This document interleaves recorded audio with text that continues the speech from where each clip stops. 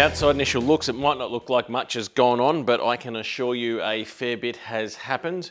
Fabricating takes a long time, so let's dive in and take a bit of a look at what I've been working on. So the main things that are done now is that the radiator has been fully modified to suit the Barra, which means it got flipped around. So you can see here that the original inlet and outlets down there got cut and welded. I've now welded a new inlet on and modified the Barra neck to take it. I'm actually going to weld like a -3 little bung on here, just so you can undo the cap and bleed out any air. I always find it makes it easier to bleed systems, even though once I make the cap there, the radiator will be the highest point, but it just makes it so much easier to fill and bleed out air with. You can just undo that. People know that had RB30s before, know all about that. So that's done. I've also mounted the outlets, so it's a crossover, because this is a dual pass tank. The inlet and outlets are on the same side, so it's a crossover, comes across here and then up into the water pump. So I didn't want to modify the water pump or anything at all, because if I ever need a new one and it's modified, well, then I've got to modify the new one. So if I'm stuck now, all I need to do is basically just, I go to the parts store, get a water pump, and we're done. Other thing I did was, obviously we had this already mounted up, I think, so that's all done now. So you can also see a water line there, another water line here, and also the intercooler pipe is all completed. So this runs up and then in between the sway bar and the alternator. You can see joins there to a piece of silicon pipe there. Now it looks tight just here, but I can assure you it's not all bolted up into place yet and that, so there is enough room there for that. Line here just dangling in the breeze. I know that a big 16-inch thermo fan fits here no problem, so that's all good, but in terms of here, that's pretty much all the fabrication work I've done there. Let's take a look inside the cabin. So yeah, our giant transmission tunnel has pretty much taken shape. It's welded in a fair bit there, welded in there, just needs a little triangle welded in there. I could have made a nice fancy rounded one, but it would have taken significantly more time and probably a fabricator with a lot more skill than me to make it like that. But this is welded in place. Can't grind any of these welds back until the engineer sees it. That's the way they want it. So we've got the big box up there for where the cylinder head and that is, and the inlet and the exhaust manifolds. And then we've got this tapered down into here. And it is an absolutely massive tunnel, but unless you've actually seen the ZF gearbox in person, you might not fully understand why it's that big. Literally, in terms of clearance on the top of it, there's probably like an inch all the way, and there's probably about inch and a half around the sides of it. So while this tunnel may look absolutely huge, the box is almost that big too. And I'm future-proofing it for if I put in like a 4L80E in the future, because those are pretty big boxes too. So this will pretty comfortably take that box in the future without having to fabricate anything anyway as well. Moving to the rear of the car, I just put the fuel cell back in, but also made this tank, and I got the lid all mounted up. So this is the water to air water reservoir tank, so to speak. Now it's not sitting in place properly because actually a big weld repair patch here, because all of this was all rusted out, and then I have to put this back here basically after I grind it down. That'll go there, and then I'll drill a hole out here for that. And then once that's done, I can put, this is the water return, I guess, in, and then that should be all good. So what I'm thinking is this will go there basically. Jesus, that's a heavy battery. And then the battery will go there, and then as you can see, that's a lot of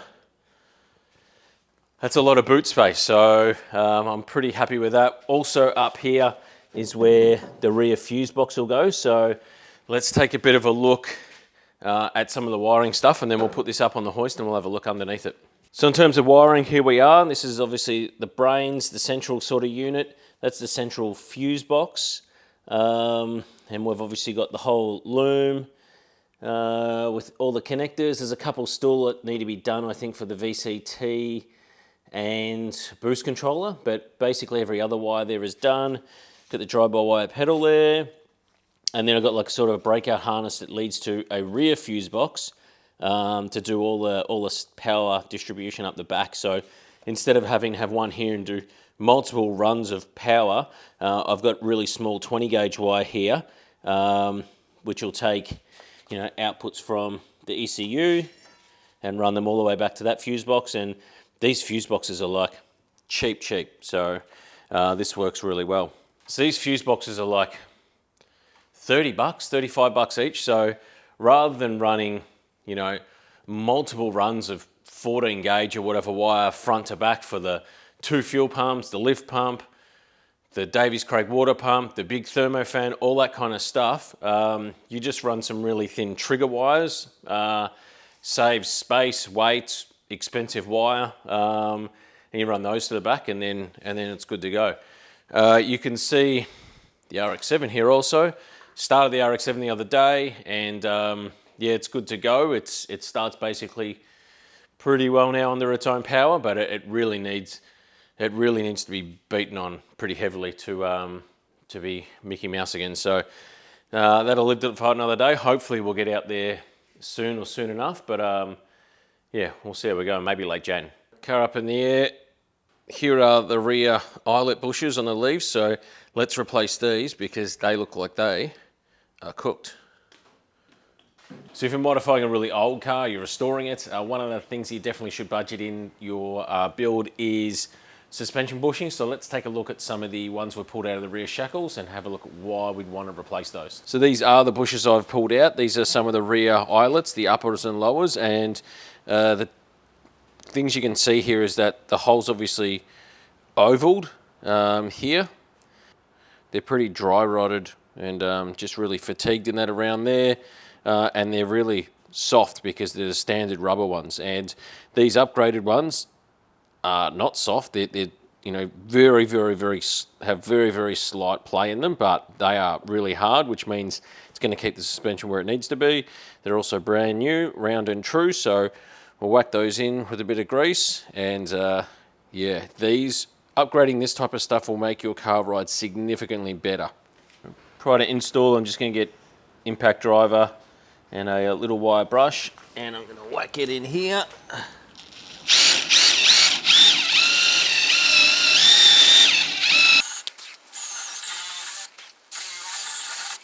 All right, and that was absolutely nasty. So now that's cleaned out, it'll give a decent path and clear path for those bearings to, those bushings to go straight back in. So the bushing went in this side pretty easily in that. It's a little bit out here, so if you are looking to install bearings, easiest thing to do is get the factory arm that come with, or get a giant bolt like this with big, strong, tough washer, and then if we just drive this home,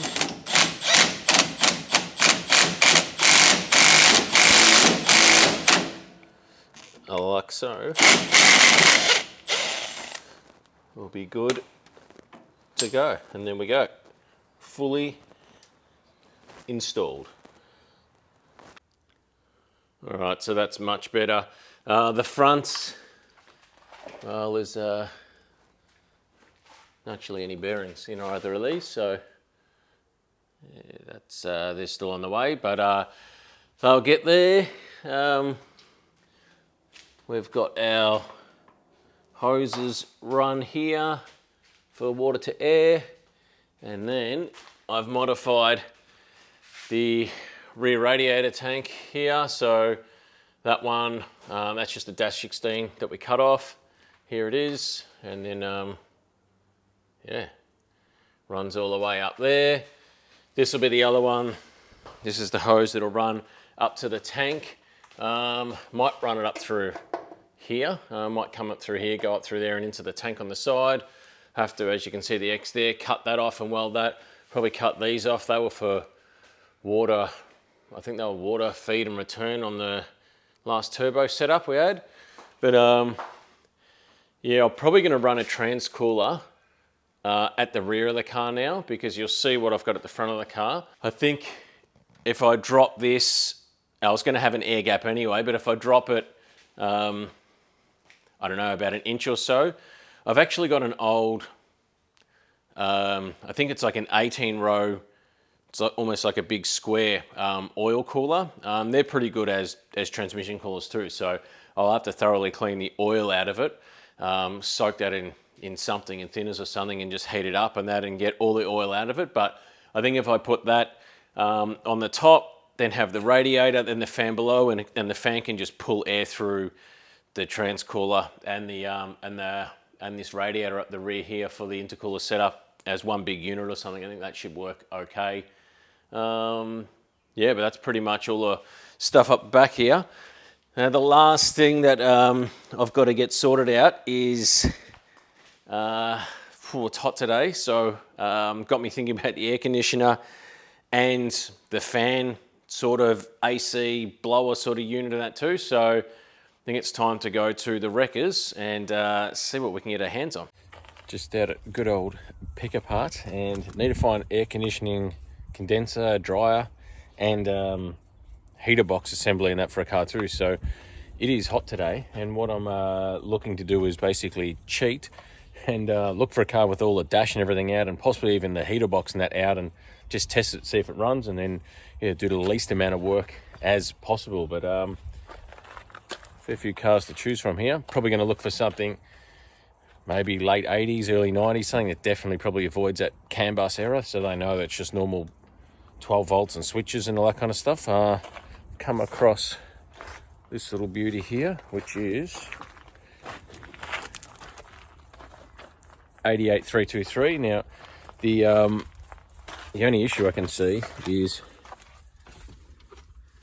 that's a really wide assembly. Like all of this is the heater sort of setup and that. So what I've done to cheat is I've actually made a template, which is this, which is I'm trying to get a heater box and everything that fits in this kind of space. And as you can see, I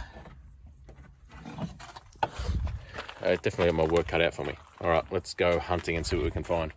All right, looks like we have found our victim here. He's a 2003 Suzuki Ignis, and as you can see, fits the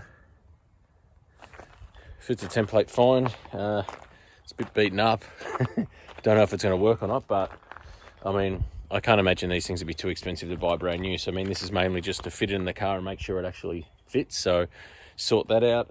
Found a few heating, air conditioning, whatever units in other cars, and they all seem to run horizontally, which I don't really have much room to run it horizontally. So don't know what vehicles might have it vertically or whatever, but I'm going to take a bit of a hunt around now and see if I can see anything else, and then maybe if not, I might have to look at one of those eBay style smaller units or whatever, and see if I can buy an off the shelf heater in that. But yeah, I don't know, we'll keep looking and see what we can find.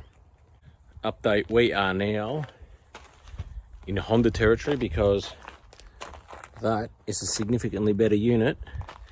I like the way where the fittings come off and that too.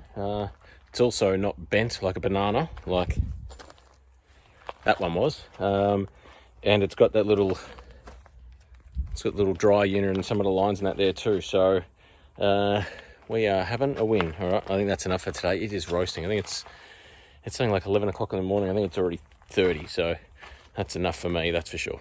Right, I'm back.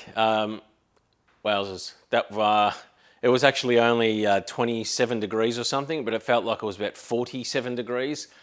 Sun just beating down on me. It was, I ain't built for that kind of weather. So what we got out of it, as you could see, was air conditioning condenser and dryer unit. So, hey, can't be a street car if it doesn't have AC and you can't drive it in all weather. So only thing I got to work out now is I'm probably going to do a big cardboard cutout of all the spare room I have inside of that cabin underneath the dash, because it seems, I thought AC and heater units might have run more vertically, but they seem that they all run horizontally, which means I've got a major problem with trying to fit something in there. So I think my best option is just building entire room. I've got spare room there in a big cardboard cutout, so to speak, measuring those dimensions and then going back to pick apart and trying to find something. Now, I had a unit that was AC and heater and all that all in one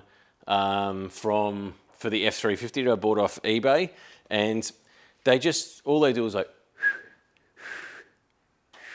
like it's just, the breeze they put out is absolutely nothing. So when I'm driving this thing, I want, if I put it on the higher setting, I want a bit of a gale force wind blowing in my face to really cool me down, sort of thing. I don't want that. A lot of those universal units are, yeah, they're pretty weak sauce. Something OEM would definitely be preferred. OEM also because this Civic from a 2000 Honda Civic, so that cost me, so that the condenser and the dryer cost $22. So I mean, if I was to buy that brand new or something, I'm probably looking at 200 plus bucks or whatever. So I mean, $22. If I can find an AC heater, whatever unit of that from Pick Apart, it's probably going to cost me under $100 for the whole unit. Then get some custom hoses and that made, whatever. But those small little eBay units that aren't that great are a couple of $100 anyway. I think the one of the F350 was like $300, and they're just not worth it. They're junk, So I don't know what the next step is. This I need to get rear tires. That's definitely something that's on it. It's just got some. It's got whatever Ford rims that I had lying around, so it's got those on it. So the other thing that I'm mildly concerned about is actually ground clearance, and I don't know how low these gearboxes normally sit, but you can see the gearbox here, and you can see that's the chassis rail, and it's a good, I don't know, I'd say it's a good, what are we there, it's probably a decent 150 mil below the chassis rail. But yeah, when I dump it on the ground, just as the suspension's set up now, I think it's 100 mil. Ground clearance is like what the legal limits or whatever are. So I've put something 100 mil under it and it fit just. But I think what I'm going to do to protect this is I might build some bash, some bash protection plate off the chassis rail here. And then, yeah, just in case it's, I hit something with it, I hit those and I don't hit the transmission. Because I think if I hit the transmission pan, it's probably going to result in a pretty bad day. So, yeah, we'll see where we can, because I'm not really worried about it up the front here where it hangs low, because we've got obviously the wheels to protect it. They're going to be right. But when it comes out to here, I think from this front chassis point to back to here, I might build something just to protect it. But yeah, we'll see how we go. But overall, might look like much progress, but I have absolutely spent some mega hours on this thing of late. Also, shout out to the Unimig, because the welding is killer. Also use some of the Unimig, I think they're 53, 56, 2.4 filler rods. And I was buying some other rods off eBay, and the difference in these rods compared to how the stuff I was buying from eBay welded, again, it's like, I feel like when I had my other dodgy Chinese machine and I went to the Unimig, my welding stepped up a level, and now using these Unimig rods, it feels like it stepped up another level again. So I guess it goes to show you that sometimes spending a little bit more money can net you a better result and stuff. And it's why people might buy nicer things in terms of tools and that, because sometimes you cheap out and buy the cheapest tools, you're not actually going to get the best result, even though you think it's like, oh, it's just a welder, they're all welders, or it's just a drill, they're all drills.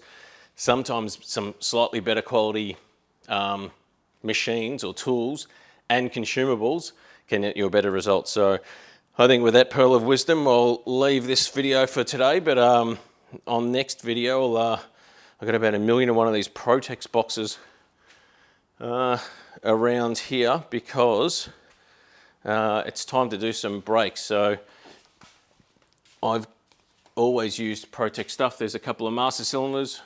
I'll use one of those. They're both Protex. I think these were R31 Skyline rotors, and there's R31 Skyline struts and that down there. So, but yeah, I've got some Protex stuff to go in because all this stuff's pretty old and haggard. So I don't have any brake lines. These are really good ceramic pads and stuff, and I need some new. I was missing a drum anyway, so I need a drum and all that kind of stuff. So I'll get that stuff in the next episode, and we'll do a bit of a deep dive into the braking system of this car and that. But for now, I think that's about it. Keep on plugging away on your own projects, and one day you too may be able to have a car on a hoist nearing completion. So till the next one, I'll see you then. Thanks for watching.